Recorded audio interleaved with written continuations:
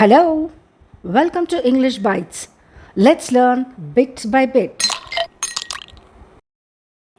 ఈ వీడియోలో could have and would have అనే ఈ రెండు పదాల గురించి వాటిని ఏ విధంగా ఉపయోగించాలి, వాటి అర్థం ఏంటి అనేది క్లియర్గా తెలుసుకుందాం.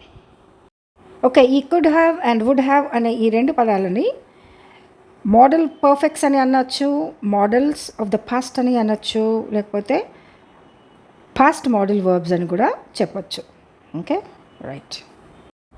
ఇక్కడ రెండు సెంటెన్సెస్ చూస్తే ఫస్ట్ వన్ ఏంటి, they could have eaten ice cream.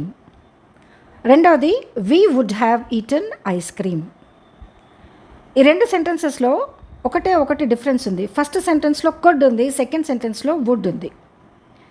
అయితే ఈ రెండు సెంటెన్సెస్లో ఉన్న ఈ కుడ్ని వుడ్ని తీసివేస్తే ఆ సెంటెన్స్ ఎట్లా ఫామ్ అవుతుంది? They have eaten ice cream, we have eaten ice cream. అంటే ఇక్కడ మీనింగ్ ఎట్లా వస్తుంది? They have eaten ice cream అంటే తెలుగులో వాళ్ళు ఐస్ క్రీమ్ తిన్నారు. We have eaten ice cream అంటే మేము ఐస్ క్రీమ్ తిన్నాము. దీంట్లో పెద్ద డిఫరెన్స్ లేదు, సెంటెన్సెస్ రెండు సేమే ఉన్నాయి. ఎప్పుడు?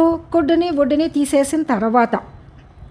ఓకే, అంటే ఇక్కడ దే అండ్ వి అంటే వాళ్ళు మేము అనేది చేంజ్ అయింది. మిగిలిన సెంటెన్స్ ఫార్మేషన్ అంతా సేమే ఉంది. అయితే ఈ రెండు సెంటెన్సెస్కి మధ్యలో ఉపయోగించేటప్పుడు ఫస్ట్ సెంటెన్స్లో కుడ్ ఉపయోగించి సెకండ్ సెంటెన్స్లో వుడ్ ఉపయోగించినప్పుడు ఈ రెండు సెంటెన్సెస్ యొక్క మీనింగ్ కంప్లీట్గా మారిపోతుంది. ఓకే ఓకే ఫస్ట్ది కుడ్ హ్యావ్.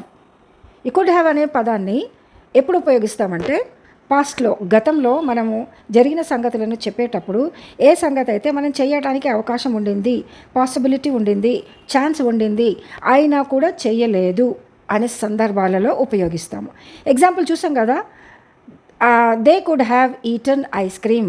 వాళ్ళకి ఐస్ క్రీమ్ తినడానికి ఛాన్స్ ఉండింది, అవకాశం ఉండింది, కానీ తినలేదు. వాళ్ళ డెసిషన్ మీద అది ఆధారపడింది. ఏం డెసిషన్?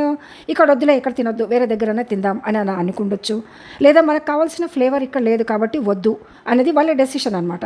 అవకాశం అయితే ఉంది, ఐస్ క్రీమ్ అయితే ఉంది, కానీ తినాలా వద్దా అనేది వాళ్ళ డెసిషన్, వాళ్ళ ఆలోచన మీద ఆధారపడింది. కాబట్టి ఇట్లాంటి సంగతులు, పాస్ట్లో జరిగిపోయిన సంగతులు ఎందుకు ఇవి జరగలేదు, ఆ టైంలో ఇట్లాంటివి ఎందుకు జరగలేదు అని చెప్పేటప్పుడు ఆ రీజన్ ఏంటిది? అక్కడ పాసిబిలిటీ ఉన్నా కూడా మేము చెయ్యలేదు, ఛాన్స్ ఉన్నా కూడా చెయ్యలేదు అని చెప్పే సందర్భాలలో కుడ్ హ్యావ్ అనే పదాన్ని అంటే మోడల్ వర్బ్ని ఉపయోగించి ఎక్స్ప్రెస్ చేయటం అనేది జరుగుతుంది. మనం కొన్ని ఎగ్జాంపుల్స్ సెంటెన్సెస్ చూసినప్పుడు క్లియర్గా అర్థమవుతుంది. సో మీనింగ్ ఏంటి ఇక్కడ? Could have talks about possibility in the past or something that was possible but didn't happen. అది పాస్ట్లో జరిగి ఉండే అవకాశం ఉండింది, అన్ని ఛాన్సెస్ ఉండినాయి కానీ జరగలేదు అని చెప్పినప్పుడు ఇది కుడ్ హ్యావ్ అనేది ఉపయోగిస్తాం. మోడల్ వర్బ్స్కి ఫార్ములా ఏంటంటే subject plus could have plus V3 verb అంటే పాస్ట్ పార్టిసిపల్ ప్లస్ ఆబ్జెక్ట్ కూడా ఉంటుంది. Okay, right. అయితే ఇంగ్లీష్లో ఒక సెంటెన్స్ చూస్తే ఇక్కడ I could have won the race. I could have won the race. I subject, could have model verb plus won V3 verb, the race అనేది object. Okay, right. So తెలుగులో ఏంటి? నేను ఆ పందెంలో గెలిచి ఉండేవాడిని కానీ గెలవలేదు. అంటే అక్కడ పాసిబిలిటీ ఉంది, అవకాశం ఉంది, నేను గెలవడానికి అన్ని అవకాశాలు ఉన్నాయి కానీ నేను గెలవలేదు. ఎందుకంటే నేను మేబీ సరిగ్గా ప్రాక్టీస్ అనే చేయలేదు, అది నా డెసిషన్. లేకపోతే నేను అసలు ఆ రేస్లో పార్ట్ చేయాలనుకోలేదు, నేను చెయ్యలేదు కాబట్టి గెలవలేదు. అది నా మీద డిపెండ్ అయి ఉంటుంది. ఓకే, సో అక్కడ పాసిబిలిటీ ఉంది కానీ ఆ పని జరగలేదు. నేను పరిగెత్తుంటే గెలిచేవాడిని, పరిగెత్తలేదు కాబట్టి గెలవలేదు. Okay, I could have won the race. Alright, second sentence చూస్తే ఆమె నాకు ఫోన్ చేసి ఉండేది కానీ చెయ్యలేదు. అంటే ఈ యాక్షన్ పాసిబిలిటీ ఉంది, చేయాల్సింది, తను నన్ను కాల్ చేసి మాట్లాడే పాసిబిలిటీ ఉండింది కానీ చేయలేదు. అంటే ఆ అమ్మాయికి ఏదైనా అవసరం వచ్చింది అంటే నాకు ఖచ్చితంగా ఫోన్ చేసే ఉండేది కానీ చేయలేదు మరి. సో ఇదేంటి? తనకి ఏదైనా అవసరం ఉన్నాయి, తనకి ఏదైనా చెప్పాలని ఉంది అంటే ఖచ్చితంగా నాకైతే ఫోన్ చేస్తుంది కానీ ఇప్పుడైతే చెయ్యలేదు. ఓకే, సో అంటే ఏంటి? ఏదైనా చేయాలి అనే పాసిబిలిటీ ఎప్పుడైతే ఉందో చేసేది కానీ చెయ్యలేదు. రైట్. అంటే దానికి రీజన్ ఏదైనా అయ్యి ఉండొచ్చు. సో అట్లాంటి సందర్భాల్లో కూడా మనము ఈ కుడ్ హ్యావ్ అని ఉపయోగించి మన సెంటెన్స్ చేయడం జరుగుతుంది. She could have called me, she could have called me. Okay, right. Next one ఏంటి?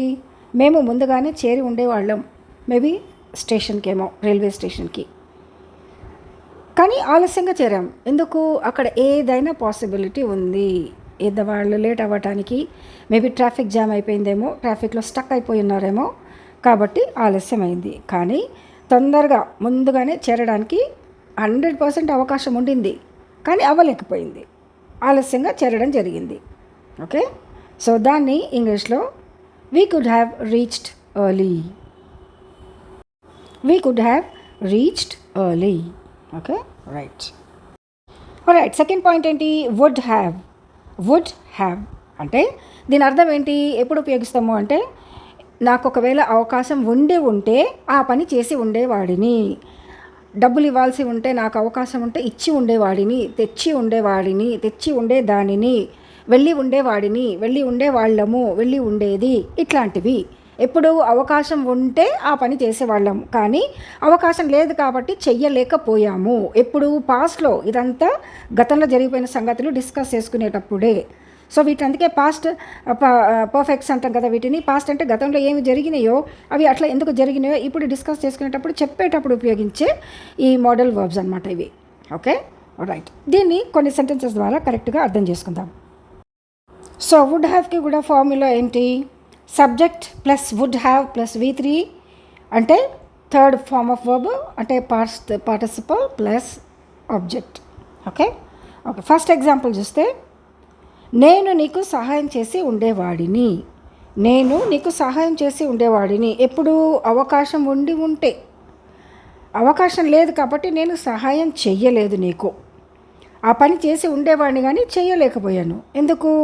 నాకు అవకాశం లేదు. ఆ అవకాశం ఎందుకు లేదు అంటే, ఆ టైంలో తన దగ్గర డబ్బులు లేవేమో, లేకపోతే తనకు అసలు ఉద్యోగమే లేకుండింది, కాబట్టి నేను డబ్బులు ఎక్కడి నుండి తీసుకొస్తా, అన్ని అవకాశమే లేదు డబ్బులు తెచ్చి ఇవ్వటానికి, కాబట్టి నేను నీకు సహాయం చెయ్యలేకపోయాను.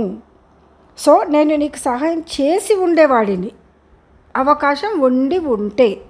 సో ఇది ఎట్లాంటి situation? Impossible situation. Okay, right.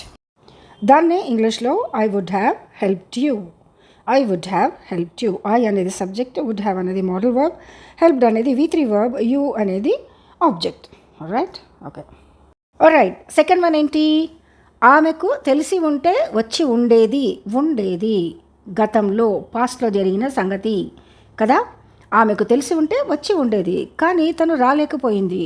ఎందుకు? అవకాశమే లేదు. ఎందుకంటే ఇక్కడ అవకాశం లేదు అని మనం అనుకోవాలా. ఎందుకంటే ఆమె ఊళ్ళోనే లేదేమో, లేకపోతే ఇంకేదైనా పని మీద వెళ్ళిందేమో. ఒకవేళ నిజంగా ఆమెకి తెలిస్తే మాత్రం రాకుండా అయితే ఉండదు, అంటే తెలవనందుకే తను రాలేదు అని మనకు అర్థమవుతుంది. అంటే ఏంటి? ఆమెకు తెలిసి ఉంటే వచ్చి ఉండేది అని తెలుగులో మనం చెప్తాం. దాన్నే ఇంగ్లీష్లో she would have come if she had known, she would have come if she had known. Okay, right. Okay, third one ఏంటి? వాళ్ళు ఇంకా కొంతసేపు ఉండేవాళ్ళు, కానీ ఉండలేదు. వాళ్ళు ఇంకాసేపు ఉండేవాళ్ళు. ఎందుకు? ఇది పాస్ట్లో జరిగింది కాబట్టి. ఓకే, సో ఎందుకు? అవకాశమే లేదు, ఇంపాసిబుల్ అనమాట. మేబీ చాలా చీకటి అయిపోయి ఉంటుంది, మేబీ లాస్ట్ ట్రాన్స్పోర్ట్ మెట్రో అయి ఉంటుంది, దాని తర్వాత ఇంకా ట్రాన్స్పోర్టేషన్ లేకపోయి ఉంటుంది, కాబట్టి వాళ్ళు వెళ్ళిపోవాల్సిందే. అందుకనే వాళ్ళు ఇంకా కొంతసేపు ఉండేవాళ్ళు, కానీ ఉండలేదు, అవకాశం లేదు కాబట్టి ఉండలేదు. సో ఈ సెంటెన్స్ని ఇంగ్లీష్లో they would have stayed longer, they would have stayed longer అని ఇంగ్లీష్లో చెప్పడం జరుగుతుంది. Right, okay. I think would have and could have అనే రెండు మోడల్ వర్బ్స్ని కొన్ని ఎగ్జాంపుల్స్ ద్వారా తెలుసుకున్నాం కదా. అర్థమైనట్టయితే లైక్ చేయండి, షేర్ చేయండి, సబ్స్క్రైబ్ చేయండి, ప్రాక్టీస్ చేస్తూ ఉండండి. బిట్ బై బిట్ ప్రాక్టీస్ చేస్తుంటే ఖచ్చితంగా వస్తుంది. Okay, all right.